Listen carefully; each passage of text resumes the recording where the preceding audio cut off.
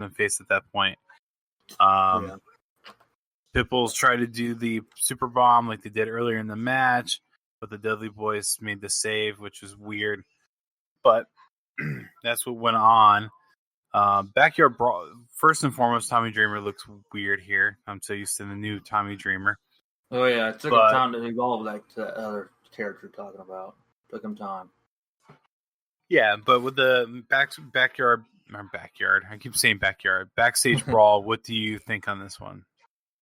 I with it all together, I gave it. I was teeter totter. I gave it a 5.5. I actually liked the backyard brawl. I didn't really dig the ending, so I just kept it at a 5. I said backyard again. Backstage brawl. So I gave it a 5. Backyard brawl, man. I don't know why, but those words strung together, I keep saying them over and over again, even though I know that's not the right word. If you're in the independent hardcore wrestling, that's where the backyard stuff was, man. Back in, I don't know if you ever watched that stuff before, but that's what it's called, serious stuff. You ever watch the backyard brawls on the old tapes back in the day, and also on YouTube? I've seen them on YouTube, and I participated in one. Did you? I actually did one. I just did one too. So you did one too, huh? Yeah, with a bunch of guys we went to school with. Yeah.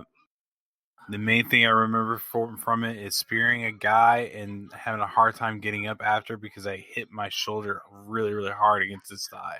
Okay, so you went really all out because what we did was something stupid. SummerSlam of 05, I think it was. A bunch of us guys. That's the same year. Same. It's funny. We're in Tampa, and my few guys my brother worked with, we all got together, built this stupid ring. It was these weird cables that they got somewhere. Had some fence posts put in the ground, and then those the cables, they weren't really good ropes. Terrible. But we all just was like, obviously like wrestling, planning our matches and all that stuff, but we didn't go all out like crazy hardcore. We just very fake, very, very fake. And I think I went by the name Mad Dog, I think it was.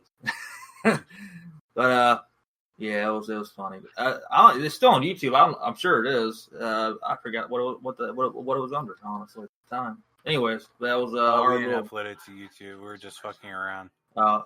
Some lady that my buddy's neighbor, she came over and put it on tape, and it was called like Redneck Wrestling or Hillbilly I forgot, Backyard Hillbilly. I don't know, something, but it was funny stuff. Redneck Wrestling Federation, RWF. Yeah, there you go. Yeah, I don't know why I keep saying Backyard Brawl. That's all good. Then I didn't really like this match at all. Axel Rotten took on Ian Rotten in a death match.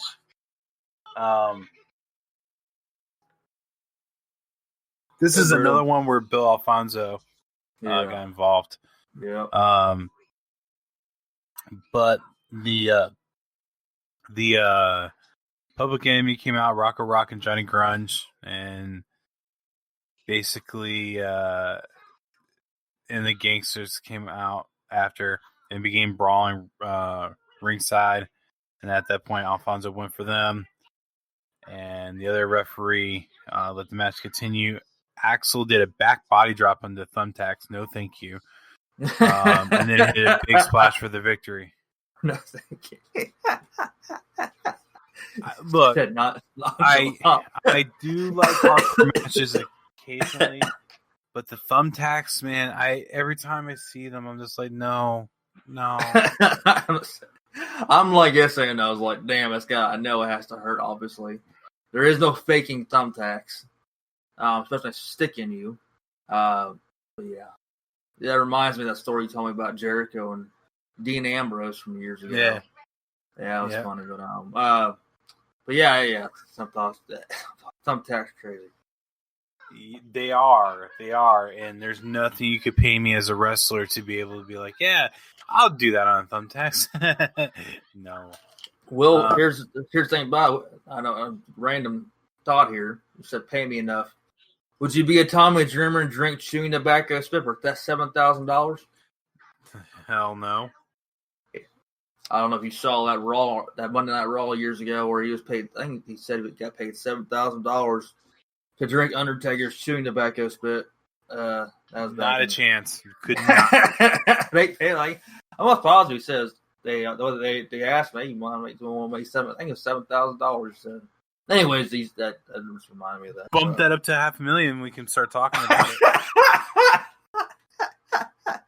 Oh, I got a spitball right here. Just kidding. No, I gotta get paid first. Well, that'd be a long travel for us. Anyways, that's right. But that'd be crazy. What would you think of this hardcore match? You know, as a match, but they were like, as a match, as a hardcore, as their skills and blood and what they did and all that thumbtacks, I gave it a 6 just because I gave some respect for that. But as far as ability and everything, they tried. It was a good story, and they gave what they could, and they gave up blood, man. So I get some respect for that one. So yeah, I gave it a 6. I can give respect for landing on thumbtacks. I still kept it at a 5 because, man, I did not really dig this match, and honestly, that's goes for majority of the card. I didn't really dig majority of what they did. Yeah. So the final is actually Sandman defends his title against Shane Douglas. This one I actually like. First and foremost, the dub for Sandman is weird because he used to come out to Enter Sandman by Metallica. I'm a big Metallica fan. The dub did not sound anything like it. The drums were the only thing that were similar. But basically, in this match, Douglas hit the pile driver and then nailed Cactus in the face with a Singaporean cane and put Sandman on top of Cactus Jack. I'm sorry. I messed that up. It wasn't against Sandman. It was against Cactus Jack. Sandman got involved. Yeah, Sandman got involved, and I completely messed that up. Or not Sandman. God damn it. Shane Douglas got involved. I knew it. I'm picturing Shane Douglas, but I'm saying Sandman. What are you talking about? I'm getting confused. I'm like, oh, I messed up my notes or something. Yeah, that's what it is. I'm looking down at the sheet of paper, and I put Sandman versus Cactus Jack. Shane Douglas interferes. So I don't know how I went right over Cactus Jack and completely missed the match. And then I kept butchering it again. Either way, Shane Douglas interfered by hitting the pile driver on Sandman, then hit Cactus Jack with the face with a Singaporean cane, and put Sandman on top of Cactus Jack for the pinfall victory, resulting in Sandman retaining the title. After the match, I don't know who this Todd guy was. I think he said his name, Todd Gordon or Gorton or Horton, however you say his name. Basically fired Douglas from ECW, which at that point, why'd you fire him? He already said he's leaving tomorrow to go to WWF. Basically, Douglas attacked Gordon or Todd Gordon or Gorton. And then 911 came back out to make the save. Yeah. Which, at this point, I think, if I remember correctly, he either powerbombed or chokeslammed Douglas, which is just a safe face. That's all it really was. Yeah. I think that Todd, they're firing is more or less, you're not quitting on us or firing your ass. That's my thought on that one. But, I didn't know the whole situation was going in that whole problem. Well, and that's the thing. So, like, if I put my 2 weeks notice and like, hey, I'm quitting tomorrow, or quitting on X date, and it's the day before, and they're like, no, you're not quitting, you're fired. Now you're just petty. Like, it doesn't change the ultimate result. I guess they wanted to pretty much kick out the heel. I guess that's just my own thought. I don't know. I'm not saying it's the most brilliant thing. No. I get that, and honestly, it wouldn't be a bad idea if they weren't televising the fact that Douglas was going to WWF the whole damn night. If they hadn't mentioned it and he just got fired at the end of the night, at least at that point you left a cliffhanger. But that's my opinion. How would you think of Sandman versus Cactus Jack? I gave it a 6.3. It was pretty good action and good. Obviously with all the crazy with the interfering and ass kicking, so I thought, I'll give it 6.3. It was alright. It was a decent match. Yeah. I gave it the Mick Foley boost to make it a 7 for mine.